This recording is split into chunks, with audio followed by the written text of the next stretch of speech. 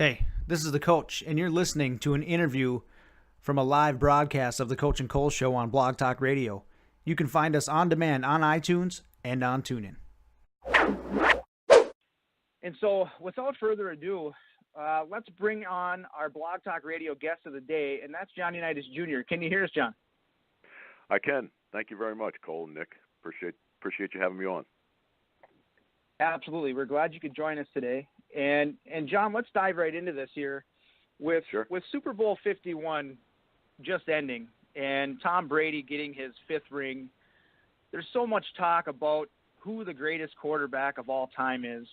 And right now we're running a contest where fans can vote on who they think was the greatest in a head-to-head tournament, sort of like a March Madness style bracket. And you actually submitted your vote in our contest that actually pins your dad against Tom, and I think everyone knows who you voted for. But if somebody were to ask you just how good your dad was, how would you go about explaining that? Well, it's a very good question. I guess first of all, that was my father's life.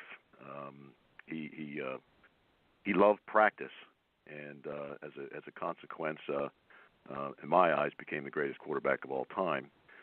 He devoted his life and to that sport. He worked his tail off, and he wasn't a big man by any imagination. He's 195, 6'1", very, very strong character. Loved the game of football since he was a child, and grew up in a area of Pittsburgh that was rough and tough, and as he was, he played at a school called St. Justin's, which is a Catholic high school in a B division in western Pennsylvania, and then of course wasn't really recognized from that school to scholarships to college, so he ended up working his tail off and got into the University of Louisville. And went down there and did his thing down there, and with a program that was, it's not like it was a Notre Dame, although that's where my father wanted to go. But he was just a skinny guy, and they thought they would cream him and he would get hurt at Notre Dame in that division and so forth. So, my father really worked at his craft. He knew the game inside and out. He always called his plays. He worked with his players around him, the Jimmy Orrs, the John Mackeys, the Raymond Berrys, and the like. And you got to look at football in two ways. In a sense, you look at the Tom Brady era, and you look at my father's era. They're just two different animals. People try to compare. You just can't. I don't think. Tom's a great quarterback. I wish the Falcons would have won, though. By the way, just so you know, Matt Ryan was one of my Golden Arm winners. He was the Golden Arm winner in 2007. So I always pull for my guys. But anyhow, needless to say, that's another story to itself.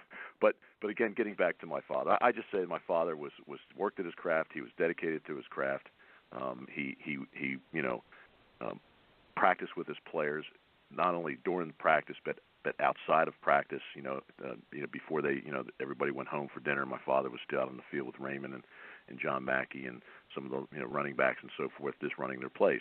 And so as a result, they were very good at what they did, and they knew exactly the tendencies of each other. So my father knew, for example, if Weeb Eubank would have sent a play into the huddle, and my father and Raymond didn't work on it, which was very, very rare. My father would call the play, and Raymond would say, "John, we're not going to run that play because we haven't worked on it." And my father's just called another play in the huddle. Of course, got his head handed to him when he got out on the sidelines. We were saying, "Why didn't you call that play?" Because Raymond didn't feel comfortable. He didn't work on it, so we didn't call it. He says, "Okay, no problem." And that's how they did it back then. But today, try to do that today. Because none of these guys call their own plays. For the most part. But Dad, every Tuesday or Monday after the game, he'd be down there looking at film for the next upcoming opponent. And as a child, we grew up down in the basement with my father watching film. We'd sit on his lap, and the projector, 16-millimeter projector, had a forward and a reverse button, no stop. So it would be forward, reverse. So I'd just sit there with my father's lap. He'd take his notes, his playbook in front of him, and he goes, forward. I'd run it forward. And he said, stop. He'd go reverse, and back and forth. all for hours on end. This was after dinner every night. So these guys really worked at their craft, and it's just a different era. I'm not going to say my father was tougher than anybody else, but he had a high threshold of pain. They wore suspension helmets. The equipment it's not even close to what it is today. And these guys got their butts handed to them every time. They didn't protect the quarterback back then. Dad lasted 18 years in the league and multiple injuries, of course, but he played. He played, and they loved it. And they had to work in the off season, by the way, too, because they didn't make that much money. My father was a pile driver for Bethlehem Steel here in Maryland. So he worked in the steel mill. My mom packed his lunch every day like she packed ours when we went to school. So that's just how it was back then. That's something that a lot of people, don't really know about or understand that, those guys back then, they had regular jobs. Oh, yeah, had to. Yeah, there are 5 children in my family. How my father's going to feed them on a $30,000 salary of football? It ain't going to happen. That's crazy. Right. Yeah. I mean, I knew that people had, players had normal jobs like NBA, NFL. They had normal jobs, but I figured Johnny Unitas didn't. I mean, I just didn't see that. Yeah, he was a salesman and did pile driving for the Bethlehem Steel. Then went to sell sales, cardboard boxes, and things of that nature. And he was in the electronics business, selling printed circuit boards. And he loved to work. There wasn't a time if he's not working, he's on the tractor cutting grass, and he loved to cut the grass too. So. Wow, just crazy. Like you said, just a different era for sure. Yeah, it really is. I mean, the guys today are bigger, they're stronger. I mean, for example, my summer camps were spent at Western Maryland College as a ball boy for the Colts, and I had the top bunk. Dad was on the bottom bunk. Jimmy Orr and Raymond Berry in the dorms next door, and these guys would smoke cigarettes. Not my father, for example, but a lot of the other guys, would smoke cigarettes and drink beers. And you go to the as a kid, you just running around these rooms and seeing everything. You have Playboys in the room, And I grew up really quick as a kid. But they're smoking cigarette Camel non-filters, and they go play football. And if they had an ingrown toenail or a busted up arm, they still play. Not like today. It's just not like today at all.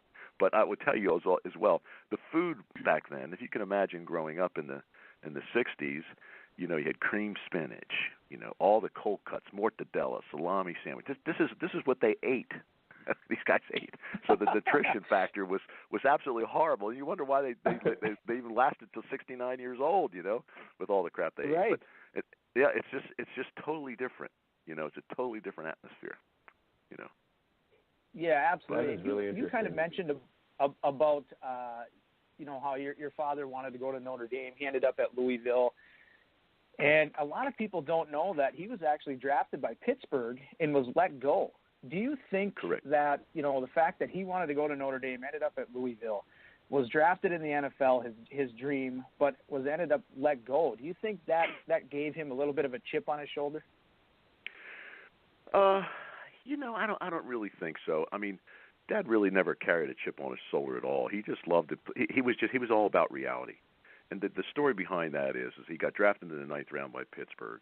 He goes to camp, and there's 4 quarterbacks there. There's Jimmy Finks, there's Vic Eaton, and Ted Marchibroda, and my father. Okay, and my father just didn't get an opportunity to play. With those other 3 guys, those other guys had proven themselves. Here my father comes from a small little college in Louisville, Kentucky, but he didn't get an opportunity to play. Now, as a result of that, they cut him, and there's a story, and I cover this in my book, that my father was given $10, to cut and given $10, and my father hitchhiked home, and he used the $10 to buy my mother, Dorothy, popsicles because she loved popsicles, and so when he got home, he had the popsicles for her and everything else. And my father says, that's I'm not worried about it. I'm just going to go bowling and everything like this. And so my mother says, no, you're not. You're going to stick this out. My mother was strong, man. She was the rock. So she made my father continue to pursue his career.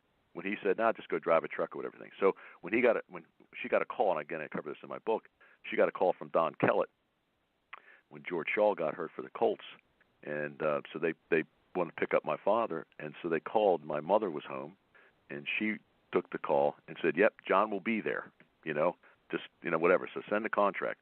Well, nobody knows this, but my mother was the one that signed the contract for my father.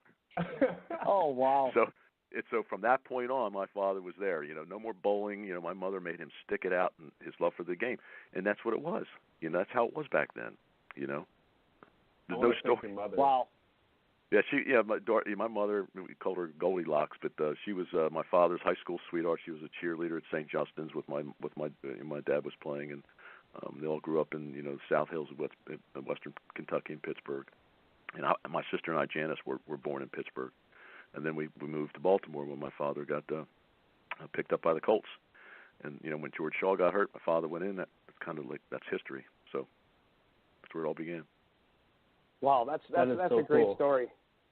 Yeah, and again, I cover a lot of that in my book, Johnny, You and Me, The Man Behind the Golden Arm, and which was very cathartic for me writing that book. But it took me 3 years to do it, and interviewed over 100 some people. And for the book, my father's sister and my father's brothers, they're all still alive. They've never been interviewed before, so there's some good stuff in there. It's not really truly a football book. It's about really me growing up with my father, and as a child, and what it was like being John Jr. We grew up in an area of Campus Hills in Baltimore, in the county, and it was a carefree life, man. You could take your skateboard and bike out and just ride around. And today, everybody's calling you on the cell phone. You could be home for dinner. Where are you? None of that happened back then, man. It's like we just eventually showed up at home, and your parents say, "Oh, I'm glad you're home." So it's just a different time, man. And it was the same with the football players, And these guys were dedicated, man. I tell you, they were all very, very close. The Baltimore Colts teams were very close. And Carol Rosenblum, the owner at the time, kept it that way. He believed in that. He'd come over for Thanksgiving with baskets of, food and turkeys and stuff. Every Christmas, every Thanksgiving, he was there. That's how these guys were. Now I'm not saying that they're not that way today. They probably are. But they're probably more into their own lives than they are way back when we were around. So there's so much going on. I think if with social media and everything, I feel like we'd be able to see more of that stuff happening. And I kind of agree with you. I don't know if all that stuff is happening nowadays, because I feel like we'd be able to see it. Yeah, I would think so too. But then again, I don't know if social media is a good thing or a bad thing. Sometimes it depends. It depends who's tweeting. What they're saying. Some of the stuff I see, it's amazing to me. What are you doing? You crazy? So. Absolutely. Well, we talked about these different eras, and let's go back, John. Let's go back and talk about 1958, the greatest game ever played. And I'm sure you covered this in your book. Yeah, I did, but I was 2 years old. 2 years old back then, so yeah. And the game was played at the most famous ballpark in America, Yankee Stadium. It was the first nationally televised game. It was the first ever playoff game to go into overtime. Mm-hmm. Peter King of Sports Illustrated calls it the coming out party for Johnny Unitas. Do you have any stories about that game from your father, and what do you remember him talking about that game? Well, my father and I talked about a lot of stuff and during the course of his life, and that game, he just didn't really harp on it too much. My father was all about winning, and they had a great team back then. And my father wasn't one for field goals. It's got to score a touchdown. And I think if you look back upon my father's career, my father passed the ball more than any other quarterback. He reached the 40,000 yards quicker than any other quarterback, and that was his mantra, was to throw the ball and score touchdowns, whether it's 5 or 7 yards here or a long bomb. If you look back on history, there's a lot of teams back then that just handed the ball off. But at that game, my father they were just destined to win. They played against the Giants. If you look at the Giants, I think there may have been 9 Hall of Famers on both sides of the ball back then. That of course elevated themselves to the Hall of Fame. I know on my father's team there was probably 6 or 7, but again they wanted to win, and I think from that standpoint, it didn't matter what they did, what issues that came up in front of them. They just called the right plays and did the right things, and on both sides of the ball, and they just happened to prevail in overtime. So, and again, at the end of the day, when Jimmy Mutchler, the play that scored was Alamichi over the end zone. The play before that, it should have been a score, but Jimmy Muchler ran the wrong route. so that was another. I cover that in my book too. But that's what one of the things that my father told me, that he ran the wrong route. Otherwise, he would have scored the winning touchdown for the Colts at that time. But and he ended up running out of bounds at the 1 yard line, right? Correct. Yeah. Yeah, and after that game, this is just goes to show you, just who John Unitas was. Post-game interview, he said that his job was made easier by the boys up front. And, the reason I bring that up is because it's just a prime example of his character. And, John, do you think that is why so many identified and looked up to your dad, not just because of his abilities on the field, but because he was just humble in everything he did? I do think so, Nick, and I, again, Dad was that way. A lot of his teammates were that way, and listen. Let's face it. Football is the greatest team sport in athletics. The greatest. You can't win without the other guys up front or the defense. You just can't. So yet when everybody says Tom Brady's great, well, he's a good quarterback, no question about it. Does he call his own plays? I don't think so. But does he do the things that my father did? Probably, that meaning that he works after practice with his players and running routes and timing and doing things of that nature. Yes, absolutely, you can tell. Otherwise, they wouldn't have won the Super Bowl.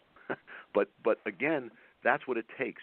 You have to be humble. And again, my father never gave high fives and low fives. Never jumped up in the air. Never did any of that. My father loathed those sort of things. He says, "That's your job, man. Score touchdown, come off the field, sit down, grab some water or whatever, and move on." He just despised all that stuff. He did not like that. He'd get along with my dad. And talking about touchdown passes from Johnny Unitas, those oftentimes went to Hall of Famer Raymond Berry, who you mentioned a little bit earlier. Sure. How exactly was their relationship? I know you talked about they ran routes all the time, but John, these two were really the first combination of a quarterback and receiver to be clearly on the same page, and at times they could take over a game. They played together for 12 years, and right. So just kind of talk about their relationship.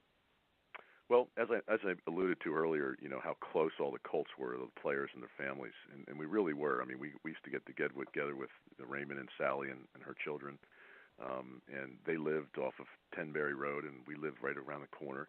And Raymond he was so dedicated to his craft. In his backyard, he had a big tree. I remember this as a kid. He had in the backyard, he had a tree, and he had a rope tied around the tree with this device. It was like a tension device, and he would tie it around his waist, okay, and up the tension, and he would just in the backyard he would have Sally hike the ball or something like that, and he would just start running. Boom, boom, boom, boom. I'm not kidding you, and this is how the guy was. And then there are times on the weekends and stuff where again, I was always around, that we would go to McDonough High School, and we would set up nets, okay, on the field, and my father and Raymond would work all for hours on end on Saturdays and Sundays, just throwing the ball, practicing. Raymond would do, we'd make a sideline marker, and Raymond would put his feet there, and he would just turn around. His back would be to my dad. And he would, there'd be a certain timing between the two of them, and Raymond would turn one way or the other with his feet on the sidelines and bend over. My father would put the ball outside of that sidelines and throw it to him, and Raymond would catch it and then stay in bounds. It was incredible, man. It was really fun to watch this stuff because it was all about both of them. And I have a film here at the house about Raymond and my father doing these sorts of things. And I watch it every once in a while. But it's just classic stuff, And this I'm sure is being done today in the NFL between quarterbacks and receivers. If it's not, they should be if they want to be great. Okay. But that's the relationship that Dad had with Raymond. That's the relationship that Dad had with John Mackey and Lenny Moore and Jerry Hill and the rest of them. Tommy Mitchell, Jimmy Orr, all of them, man. That's the way. That's the way it was. The locker rooms were funny as hell too. Towel snap and all that good stuff. It's just. And then Jimmy Orr, they used to call him Paz. Jimmy Orr, number 28, was a wide receiver. Jimmy Orr would shave right before a game. I mean, literally, the team would be out in the field. Jimmy's still in the locker room shaving. And I said, Mr. Orr, I said, you got to get out in the field. He says, and I said, what are you shaving for? He says, son, you got to look good when you beat them in the end zone. So this is how these guys, I mean, they're truly down-to-earth guys, with personalities, and no, fuss about this or anything. They just carried on with their lives like it was nothing, man. If they could smoke cigarettes in the locker room, they would have. That's how they are. But these were to me, they're true athletes, man, and my father never lifted weights. My father and my father never drank water. It's like coffee or something like that. So, yeah. Well, my father. I hope I can say this on air, but my father didn't drink water because he said fish shit in it. So I'm not drinking water. That was his comment. so sorry about that. But anyway. No, you're good. Oh, you're okay. You're okay. Okay, cool. But anyhow, but that's kind of the way these guys were, and they loved each other like there was no tomorrow. Always going out for beers, and having a nice time and with their wives and the kids. And we used to get together a lot, as families do back then. So, to me, I mean, as I say, it was a nice family organization. It was well run. It was a shame that they left here, but it is what it is. Yeah, and you talk about team chemistry. I mean, that is just the epitome of team chemistry when you've got guys, like you said, going out with their families and doing stuff in the backyard and away from the team. They're friends, and that's like you said, football is the ultimate team sport, and that's a huge part of it. Yeah, when they stepped on the field, it was all business, man. It was all business. There was a player called Billy Ray Smith. I don't know if you guys remember. He was a defensive lineman, and he was as mean as the day is long. Well, I was a ball boy, and that was for the home games. I would be there for the home games with Jerry Sandusky, who's Alex or John Sandusky's son, and so forth. So and Donnie McCafferty, who was the Coach McCafferty's son, and so we'd be on the sidelines with the balls and stuff. And I was littler than the other guys, and so my father would just say, "Just sit here, son, on the bench," blah blah blah. And I said, "Okay." So Billy Ray Smith would come out, and I'm not kidding you. He would be foaming at the mouth. This is how he got up for the game. I'm not kidding you. There's stuff coming out of his face. He was so scary. Okay, like I was frightened to death. I moved all the way to the other end of the bench, and when he would come down, I'd go to the other side. So I didn't want to be close to him because I didn't know what the hell was going to happen. But that's how those guys were. They just got up for the game and they played. It didn't matter if they had a busted foot or arm or something. They still played through it. I mean, if you remember, Gino Marchetti played through the '58 championship game with the busted up leg. Yeah. And then they carted him off. Yeah. So there's again, these guys were tough. My father especially. My father, as I think I've mentioned to you before, had a high threshold of pain. He played with punctured lungs in the '59 championship game. So and again had a vest on underneath. Wow. And you look at Super Bowl III, they should have won. Had they put my father in sooner, they would have won. But there's a long story to that as well with my father's arm. And again, these guys were just rough and tough. I remember I managed my father later in his life, and we went to card shows a lot. And one of the card shows we were at was, I don't know if you remember, Doug Atkins played for the Chicago Bears. And he was a defensive lineman. Do you remember Doug? Anyway, well, Doug is like 6'7". I mean, he's just a huge individual, okay? And I never met him before. And so we're in this limousine being, taken to a card show, and Doug's in the car. And literally his knees, he's sitting in the chair, in the seat in the limousine, literally his knees are up by his head. That's how big he is. I mean, the size of his thighs were like twice the mine, okay? Well, he tells a story. He told me a story. He says, Junior, he says, the toughest man I ever played against was your father. And I said, I'll tell you why. He says, we were playing a game, and the Colts were playing in Chicago, and Doug Atkins could jump over linemen. That's how big he was. So he would just leap over people, okay, to get to the quarterback. And he says there was one game when we were playing, and your father was back to throw, and one of my guys had him down below, and he was standing up, holding the ball, And I said, hold that son of a bitch up till I get there. That was Doug Atkins telling my father that. So my father hears him, and my father is just oblivious. He's just focusing on what he's doing. And so my father releases the ball, completes the pass, and then, of course, Doug comes right after my father, right at his head, and my father just ducks and goes over my father's head. And my father stands up and says, "Oh, you missed." so Doug's like, he said, he pissed me off so much. He said, I was trying to get him the rest of the game. But that's how those guys were, you know. They would just taunt each other too, you know. But that again, great. There's just so many stories. Artie Donovan has great stories, you know. When the Colts were playing Green Bay, I don't remember, it was a championship game. They're in Green Bay, and of course my father's a Roman Catholic, so my father, very religious, goes to church all the time, and most all the other Colts players do too. So they were in church in Mass in Green Bay, and it was Sunday, and they're going to play the Green Bay Packers that afternoon, and the priest is standing up front and everything, and of course the Colts are in one row, and the priest was talking about how the Green Bay Packers were going to, you know, just clobber the Colts and blah, blah, blah. And so Artie turns to everybody in the pew, don't any of you give to the poor box. So when the basket came around, none of them gave any money. So, that is funny. That is funny. I mean, there were just so many characters on that team. You know, it just was great memories of them. And as I say, I try to cover a lot of that in my book because I think it's just important for people to know that these guys were truly men for the people. You know, they were just common folks. You know, yeah, everybody puts them on a pedestal and stuff, and maybe they belong there in the football, you know, arena, but they were truly common people, common folks for the common people. They really were, and my father included. And he just loved being around them. They never refused autographs. You know, unlike today, some of them do. And, you know, I mean, again, it's a business. I understand that, but you know, you just don't refuse. And so he embraced it. And the bottom line is, guys, if it's not for the fans, you're nothing. You know, you can play all day long. Right. It's not for the fans. Yeah, absolutely.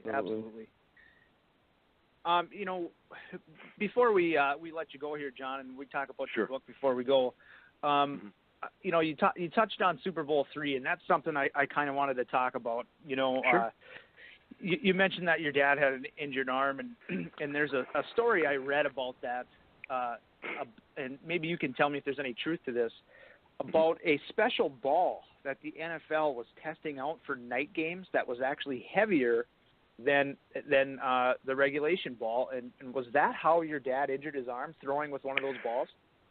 No, that's an interesting. No, I've never heard that before. But no, that to me, that's not true.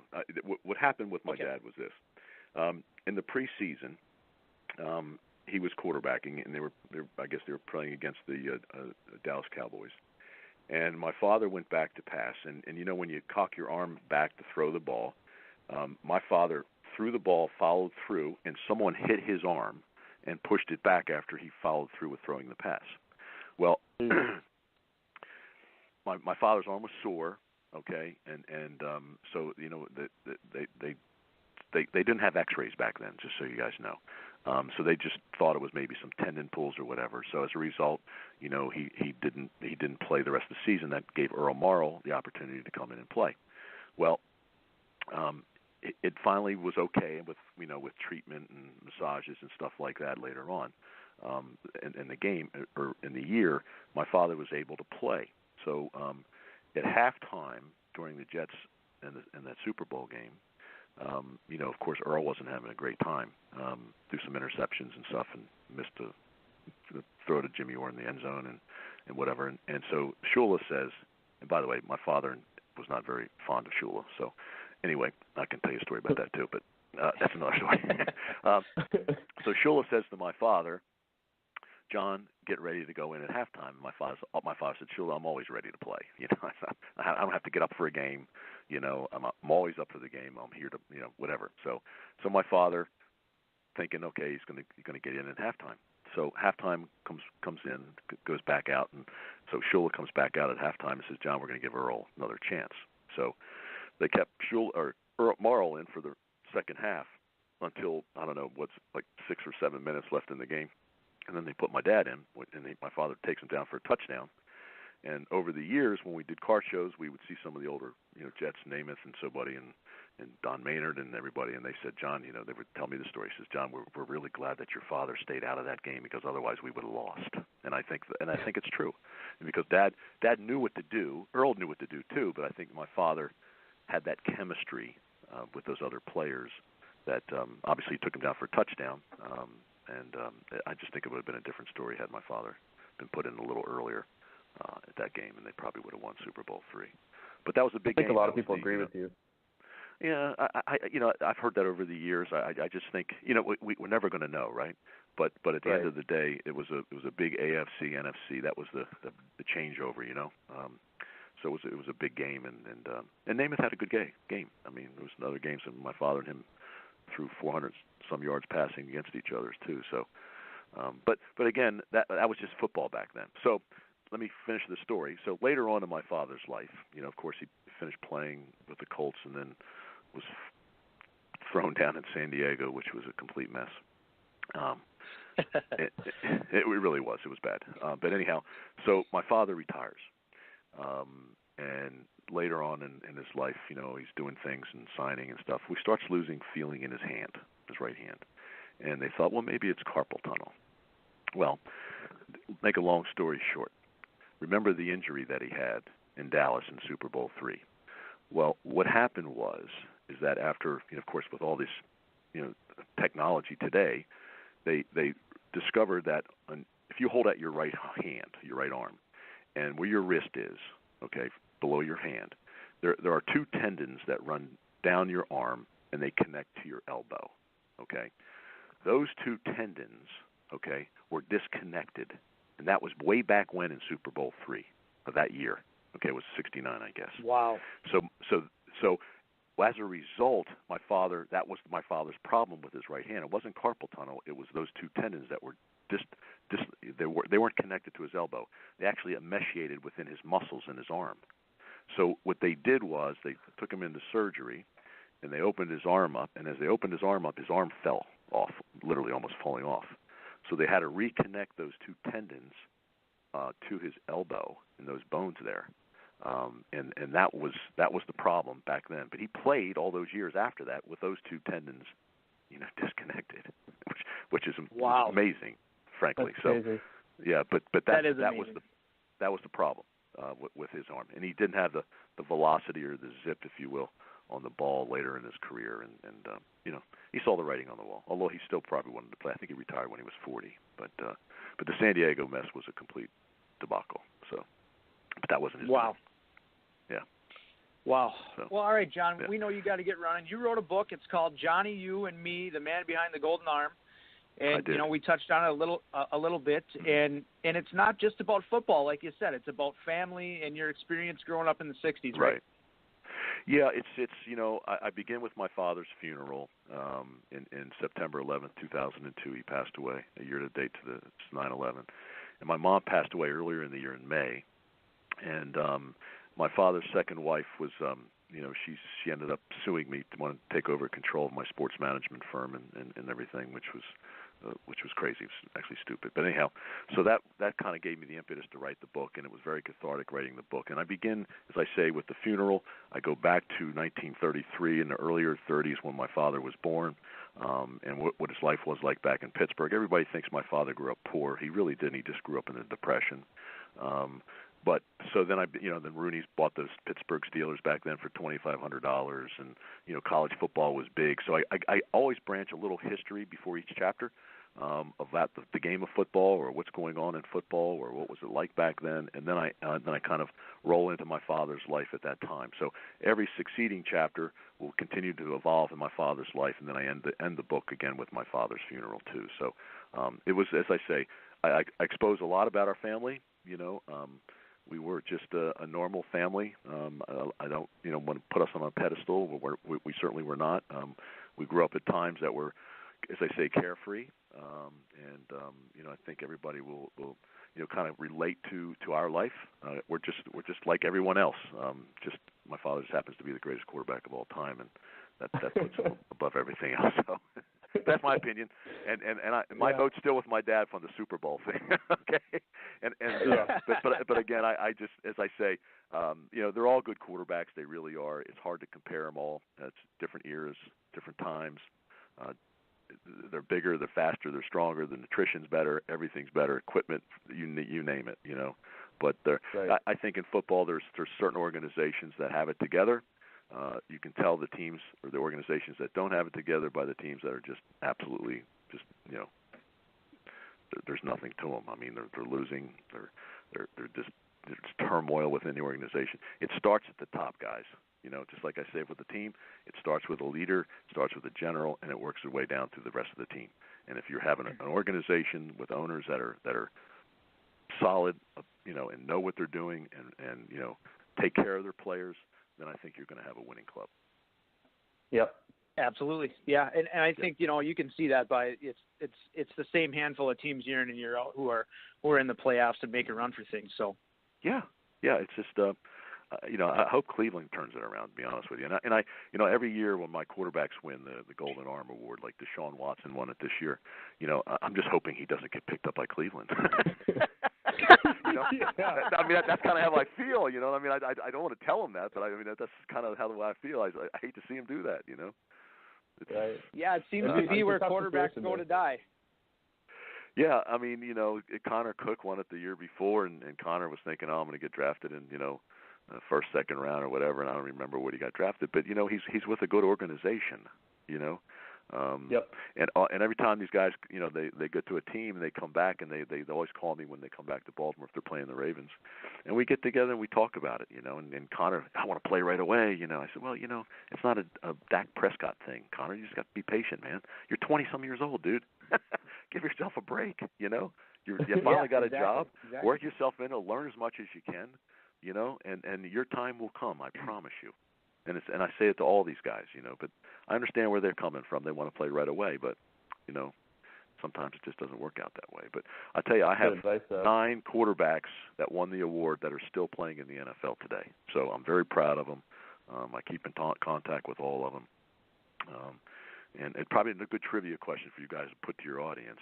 Who are the 9 quarterbacks that are playing in the NFL today from the John Unitas Golden Arm Award? But see if they there can we go. guess. Yeah. That's awesome. We'll post that out there to our listeners. There we go. There's our trivia question of the day, Cole. There you go. I like it. There you go. All right, well, guys, John. listen, The book is I Johnny, appreciate You your and time, Me. man. Yeah, the book is Johnny, You and Me, The Man Behind the Golden Arm. I know you can find it on Amazon. You can get it in, I believe, a hardcover and paperback, correct? Yes, sir. You can. It's Triumph Books was my publisher out of Chicago, and they did a nice job with the book and everything. So, as I say, it's a easy read. It's a fun read. There's some good stories in there about which I've kind of shared with you today. There's a few other ones in there too. So it's as I say, it was very cathartic for me, and I'm very proud of it. And as I say, I expose a lot of the Unitas family warts, which is just common. I mean, listen, to me, every family is dysfunctional in some way, including ours. And I just wanted to let everybody know that we are all normal, just like everyone else. And I think they'll appreciate that.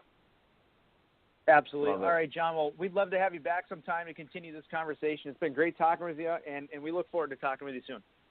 Thanks very much, guys. Appreciate it, and best of luck to both of you. Thanks, okay? John. All right, Take care. thank See you. Next time. Bye-bye. See you. Bye.